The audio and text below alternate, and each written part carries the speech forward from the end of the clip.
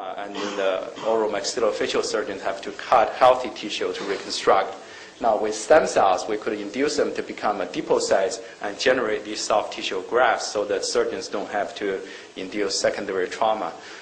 We have differentiated dental stem cells into muscle progenitor cells, or myoblasts. And I'll spend some time on this in a few slides, that once you can induce these cells to become myoblasts, and then it's possible to potentially heal muscular dystrophy. We have differentiated dental stem cells into pancreatic beta cells that produce insulin. And these insulin-producing cells could be a potential cure for diabetes. We have induced dental stem cells to differentiate into neuron-like cells, or nerve cells. And these cells could be potentially meaningful for spinal cord injuries, for neurodegenerative disease such as Parkinson's, Alzheimer's, and other neurodegenerative disease. So this picture is we are all very familiar with. These are the deciduous teeth and impacted third molar. These are exfoliated deciduous teeth with a little bit of pulp tissue remaining. And this is showing a second bicuspid extracted for orthodontic treatment, and oftentimes it's the first bicuspid. From any of the deciduous teeth, from the adult teeth, permanent teeth, there are stem cells. They can be safely isolated, and they can be safely stored. So we'll get into those down the road.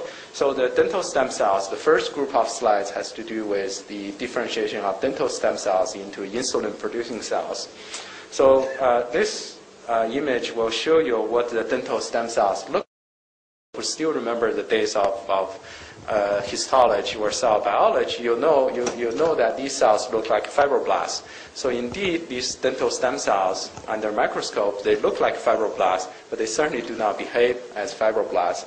So what we did in this experiment was we isolated single cells, one single cell from the dental pulp cell population. So you pick one single stem cell, then you can expand them from one single cell into hundreds of thousands of cells. So you're looking at 4 individual clones. So these are from 4 different patients. So from each patient, you pick a single cell, you expand, you can get hundreds of thousands of cells or even millions of cells.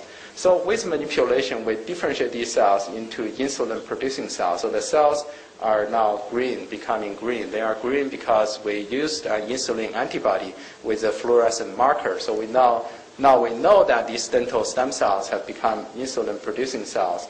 And at the same time, they express PDX1, which is a critical gene that has to be expressed in native pancreatic development. So when we are in the embryonic development stage, PDX1 is expressed, and then these are pancreatic beta cells start to produce insulin. That's a very critical function. Without that, we'll have diabetes. Now we have millions of cells, all from a single cell, that started to produce insulin and to express PDX1. So some of the folks would say, well, now we have these cells. Why don't we start delivering these to patients?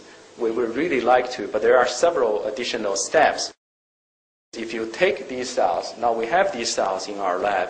If we inject these cells into the very patient who donated these cells, who is a diabetic patient who had a deciduous tooth exfoliating, so the tooth was extracted and sent via express through FedEx or UPS in the United States to our lab. So it got into our lab within 24 hours, and we were able to isolate the dental stem cells and turn these dental stem cells into insulin-producing cells. Now, some of you would say, well, why don't we just go ahead and deliver these cells to the patient who has diabetes? Well, there are several other steps, and science is not always that simple. So if we inject these cells back into the diabetic patient, what most likely will happen is that these cells, if we inject them into the pancreas, and that's a very traumatic procedure, and pancreatic surgery, the surgeons will tell you, it's a very traumatic procedure. And if you inject them subcutaneously right under the skin, say of the arm, of the back, of the body, and that's the least traumatic. But what would likely to happen is these cells would transform into other cells because they are influenced by their surroundings. The stem cells are sometimes like human beings. When you move to a new community, you'll sort of adapt some of the behavior of the people that are around you.